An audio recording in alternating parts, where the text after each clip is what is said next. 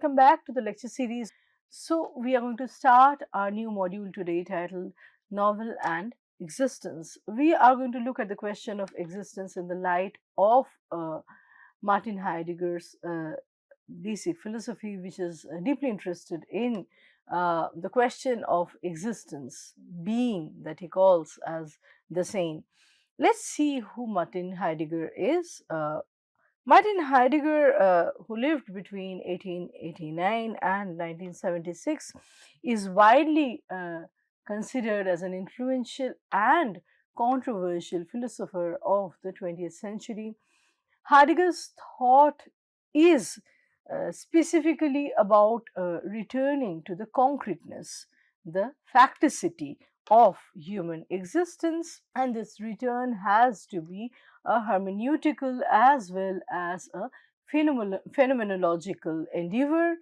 This is because the historical embeddedness of human beings entail us to connect to the uh, facticity, to recover and constantly engage with our state of concreteness, right? According to Heidegger, the philosopher must start with and return to the concrete situation of his or her own historical life or historical existence.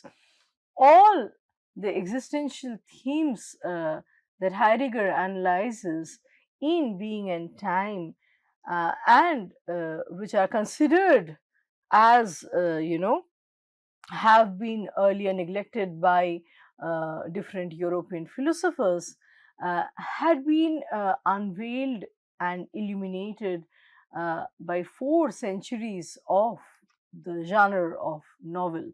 So, what Heidegger is saying basically in Being in Time uh, has its basic premises very similar to that of the novel.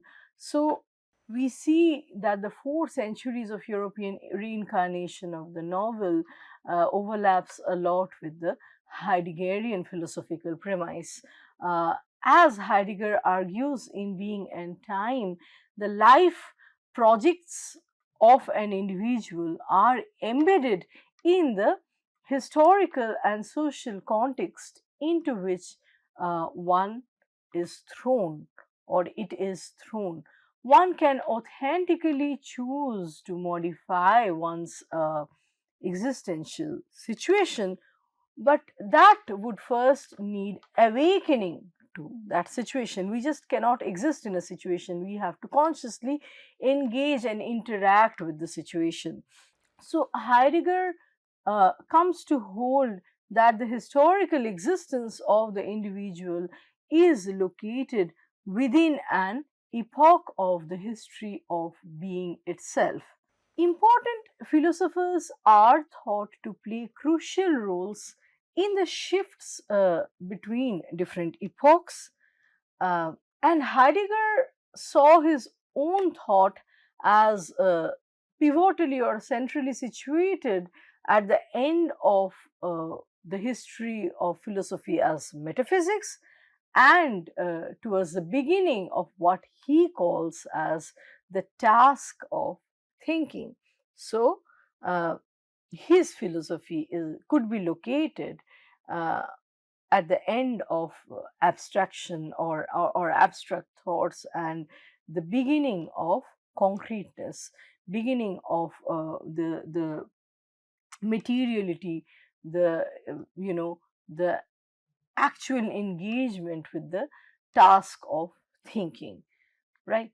So, as Heidegger explains in Being in Time, human existence, something that he calls as the Sein, uh, the Sein is essentially determined as being toward death from the moment of its birth.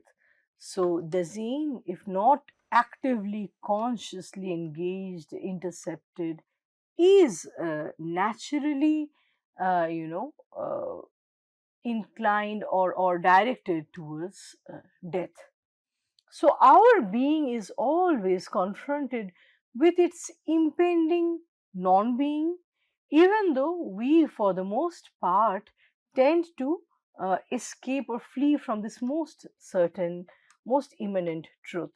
So, in reality, however, anticipating this inevitable non being cannot be simply equated to a gloomy looking ahead to the annihilation of life and meaningful existence. We are, when we say that the being is heading towards death naturally, if not intercepted, it does not automatically mean that we are making a very gloomy approach towards the annihilation of life. Not really. Just left like that, being tends to move towards death. It's not something it is not something that apprehends or disappoints us in any way. It's a very natural condition of existence, of living. Later, Heidegger says that death is the shrine of the nothing, and that the nothing as other than beings is the veil of being. So, when, in other words, if we are not, uh, you know, engaging very consciously with our life, with our history, with our immediate meaning that is derived from our existence, we actually overlap with the state of being always already dead.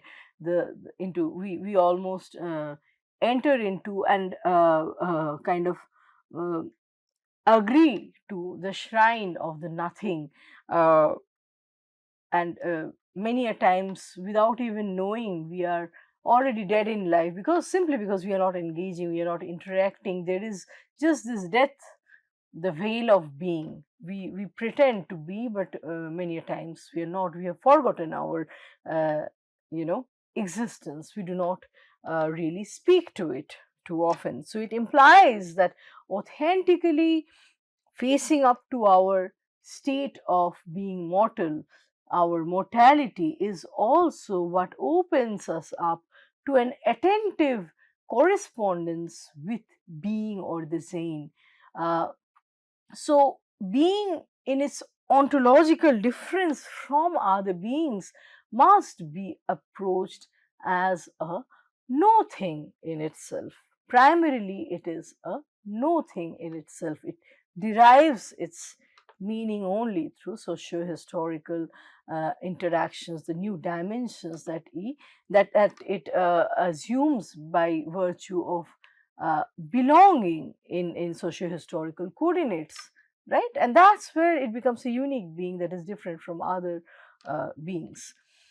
So far from being a philosophically irrelevant biographical or biological event, uh, death, or the being toward death of mortal human existence, is a fundamental experience which opens and sustains Heideggerian philosophy as a thinking of being. Only when we think being do we bring it to life. Otherwise, it is just a veneer, a facade of being or existence that we somehow maintain. So, according to Heidegger, when being is thought either in terms of the highest being or in terms of the most universal category or entities, the ontological difference uh, cannot be grasped. The ontological difference is missed. So the question of being as such is forgotten. So, in the universal, in the concept of the highest being, the individual cannot be perceived or pinpointed. Being or the same is not itself a being or something that is the Siande, the Zionde, but rather what determines beings as beings, or in other words, what it means for a being or an entity to be, right? So the Zane, let's understand the Zane. When talking about the Zane, we need to talk about entity and being. Now, according to Heidegger, uh, grammar is always inadequate in grasping either the entity or the being. Now, what is the difference between two? The two are quite the same, quite similar, but not quite the same. So the two are quite similar, but not quite the same. Entity is an individual as a whole.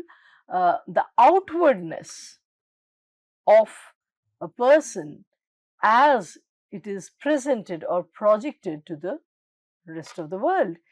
Different beings of this entity are the different bits and pieces of that whole, which are revealed through different actions and reactions to situations at different points in time, which in turn open up unique aspects of one's character. I have a first name, that is my entity. That's what the world, the society knows me as. But what does it even mean? What does that entity mean? That entity is performing every fraction of second, responding to spontaneous one-off situations. So that first name could be a potential murderer, a lover, a caregiver, a teacher, uh, a worker, service person, uh, a homemaker, and so forth. So all these possibilities evolve, erupt, and so the being is in a flux. It constantly is adding more and more possibilities to the entity. Entity is, but being is constantly becoming, right?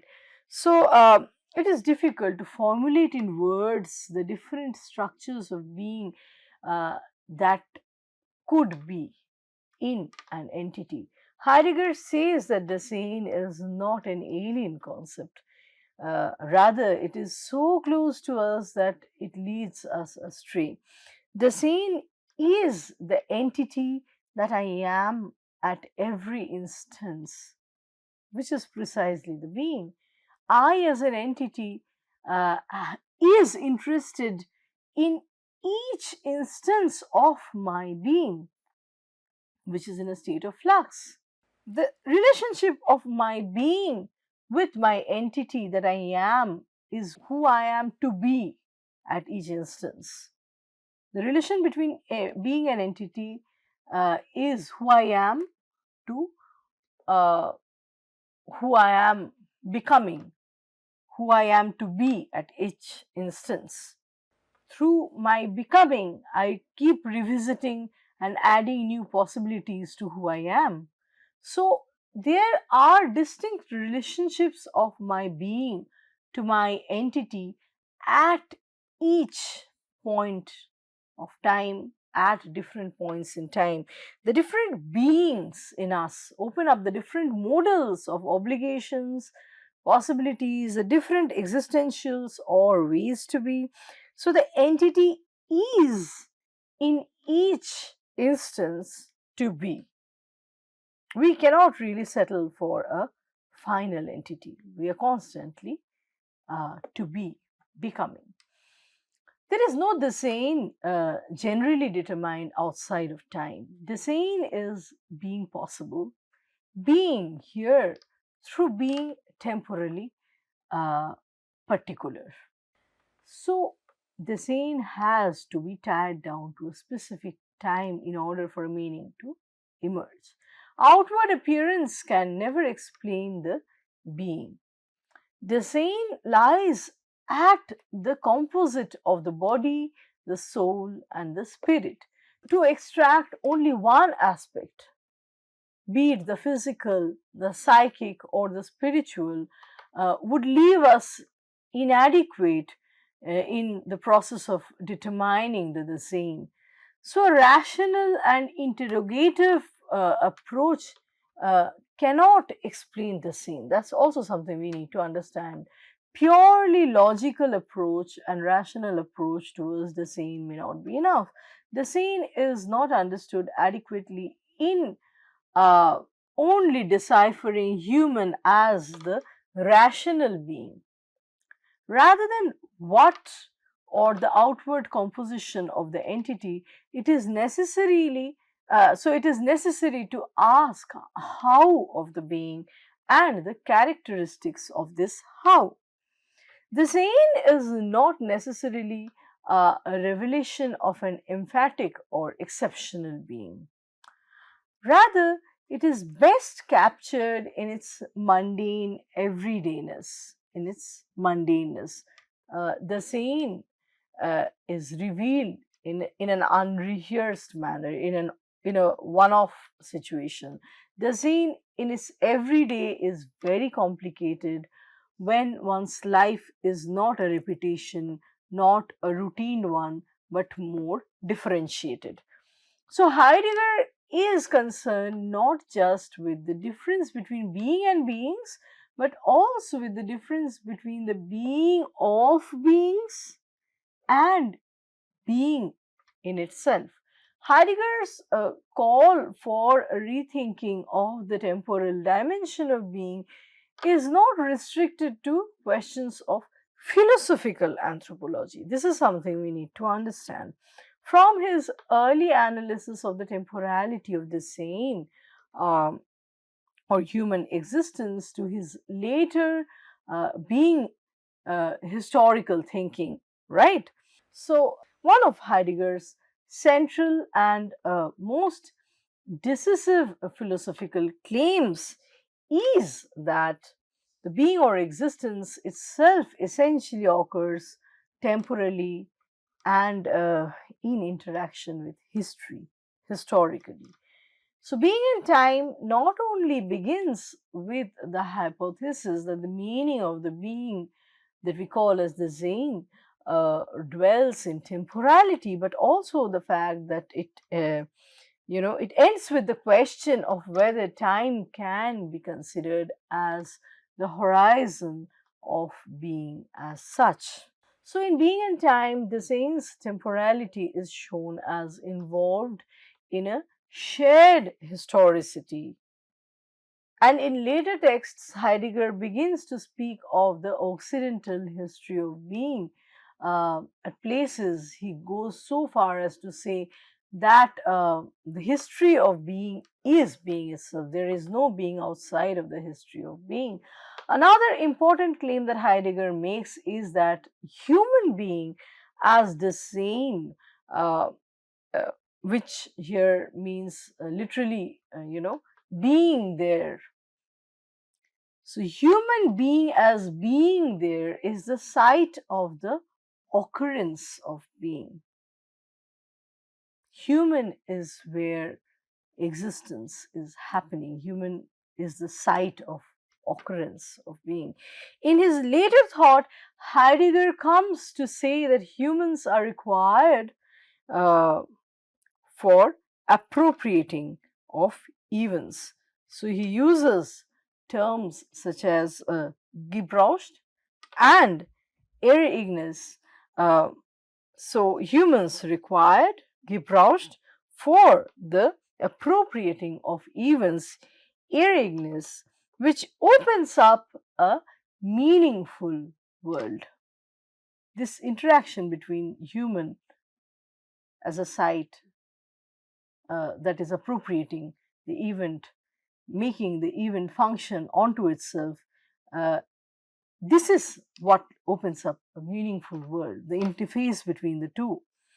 And it is only in such a world that beings can be the beings that they are. They derive their beingness through their interaction with history and any event in history. Hence, Heidegger often stresses that the question of being must be understood as a question of the relation between being and human being, a relation that he characterizes as a belonging together. Another claim that Heidegger makes is that being never reveals. So, truth for Heidegger is always kind of elusive, it is not arbitrary, it is not subject to our individual or even collective whims. Truth is always already coupled with untruth, openness with seclusion, clarity with mystery, and so forth. So, every category comes with its opposite possibility. There is not quite a pure truth as such. So, being withdraws even as it comes to presence. Being has the tendency to reveal as much as to conceal. It expropriates as much as it appropriates. It holds back even as it gives. This understanding of truth, this approach to truth as a twofold event of revealing, concealing of being, is a central thread that is running throughout Heidegger's thought. So, in his attempt to rethink the most fundamental issues of ontology, the question of being as such, Heidegger radically rethinks such basic philosophical concepts as time, space, the self or design, interpersonal relations, things, the world, language, truth, art, technology, and ultimately the divine. So, the originality of Heidegger's ideas lies in his engagement with the texts of the history of philosophy and his radical reinterpretations of their key concepts. The influence Heidegger's thoughts continues to exert on subsequent developments in philosophy and in related disciplines of intellectual inquiry almost makes his contributions, his his writings comparable to Plato, Augustine, Descartes, Kant, and Nietzsche. So, Heidegger, in the light of the uh, predicament of humanity in the modern industrial society, which is concomitant with the emptiness and abandonment of being, uh, is attempting to define real. What is real? uh, when in the light of the predicament that humanity faces in an industrial society, uh, where there is an abandonment, a perpetual abandonment and emptiness of being. What is reality? To quote Heidegger, since reality consists in the uniformity of calculable reckoning, man too must enter monotonous uniformity in order to keep up with what is real. A man without a uniform today already gives the impression of being something unreal which no longer belongs. Unquote. So, this could also be seen in the context of the Nazi Germany, right? Heidegger calls the activity of existing as being in the world. So, existing is being, and the activity of being existing, the choice of, you know, uh, being or the choice of undertaking the task of existing, of living actually, is being in the world. He characterizes existence by a well known formulation. He uses the term interval sign, being in the world.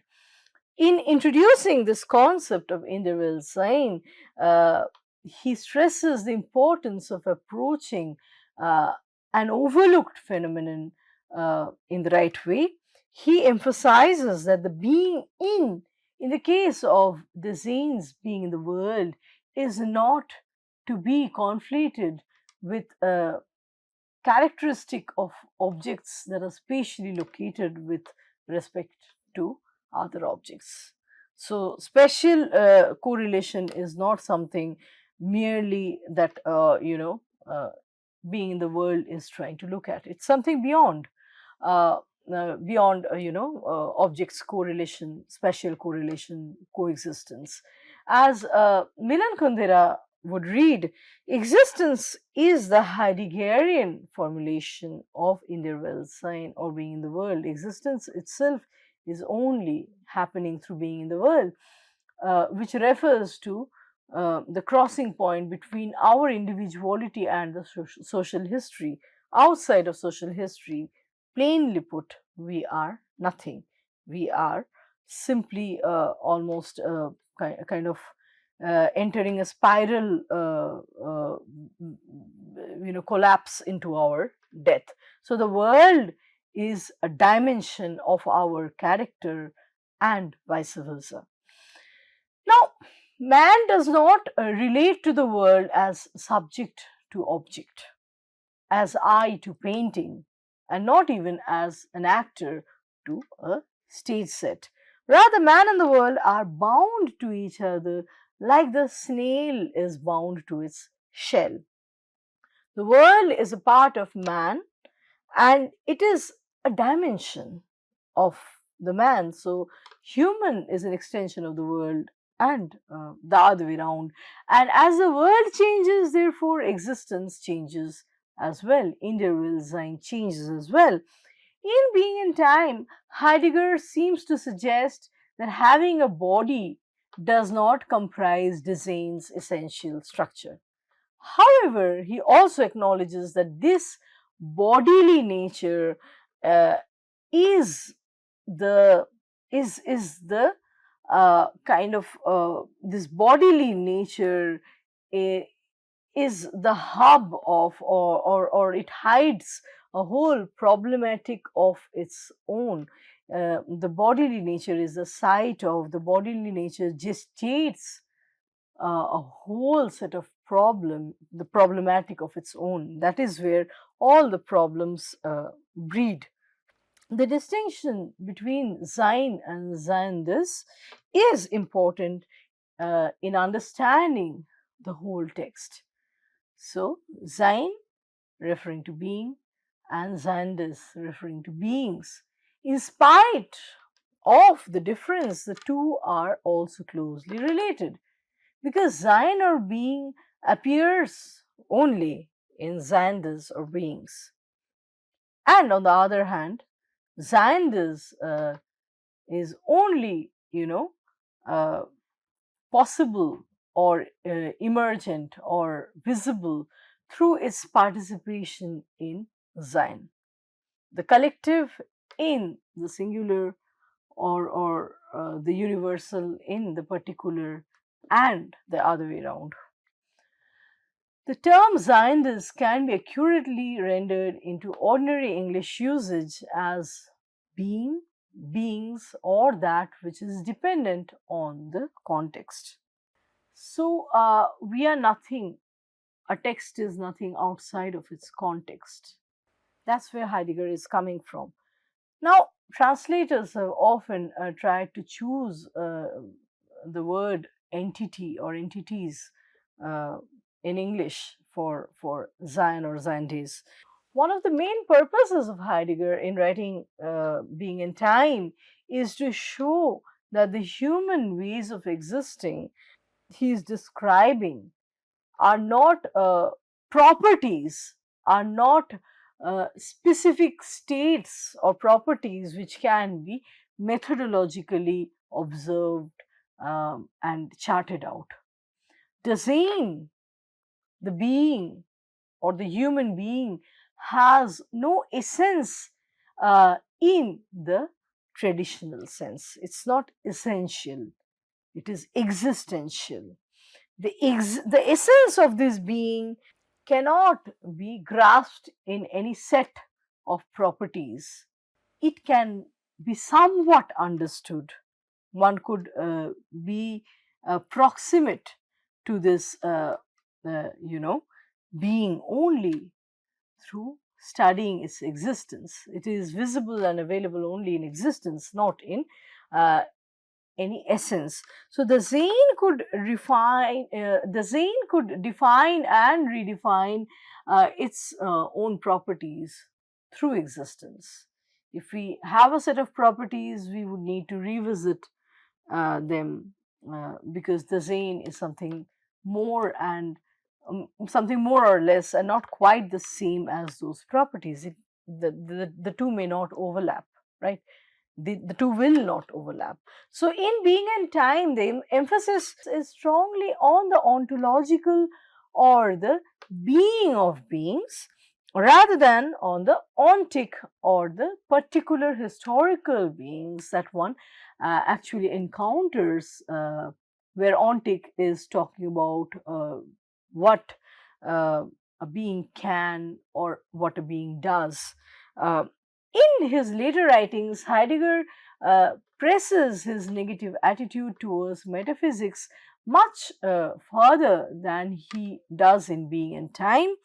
Uh, in Being and Time, we see he is only rejecting the whole history of metaphysics in the West simply because the Western metaphysics uh, is deeply influenced by, and it deeply shows signs, signs of its Seinswirksamkeit. This is one term that would interest us in our ensuing lectures too, the term Seinswirksamkeit, which comes back again and again, not directly, but in essence, in Western metaphysics, in Western philosophy, Seinswirksamkeit, referring to the forgetting of the mystery or secret of being.